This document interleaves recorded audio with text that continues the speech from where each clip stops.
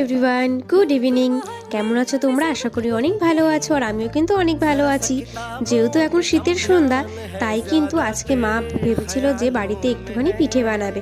পিঠে তো এর আগেও কিছুদিন বানিয়েছে, তবে আজকে যেহেতু আমি একটু বায়না করেছিলাম যে মা পিঠে বানাও, তাই জন্য কিন্তু মা আমার বায়নাতেই আজকে পিঠে বানাচ্ছিল। আর কাল যেহেতু আমাদের বাড়িতে কিছু গেস্ট আসবে, তাদেরকে খাওয়ানোর জন্য কিন্তু মা বাড়িতে আজকে পিঠে বানাচ্ছিল।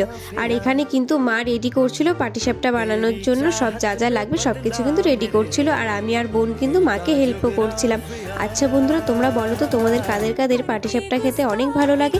আমার কিন্তু পিঠের মধ্যে পাটিসাপটাটা খেতেই একটু ভালো লাগে। তোমাদের কোন পিঠেটা বেশি ফেভারিট অবশ্যই কিন্তু কমেন্ট বক্সে জানিয়ে যেও।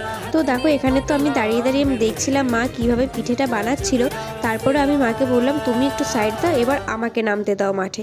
তো যাই হোক, মাকে সাইড করে দিয়ে কিন্তু আমি একদম নেমে গেলাম পিঠে বানানোর জন্য। তো ফার্স্টে একটা ট্রাই করে দেখলাম, ব্যাপারটা কিন্তু একটু কঠিনই বলতে পারো। যাই হোক, অনেক কষ্ট করে কিন্তু এইভাবে অনেক রকম কায়দা করে কিন্তু ফাইনালি কিন্তু আমি একটা পিঠে বানিয়ে ফেলেছি। আচ্ছা বন্ধুরা, এটা শেপটা হয়তো অতটা ভালো আসেনি, তবে প্রথম চেষ্টাটা কিন্তু একদমই বৃথা যায়নি। তারপরে কিন্তু কিছুক্ষণ পরে এসে দেখি মা তো এখানে পুরো এক থালা পিঠে বানিয়ে ফেলেছে।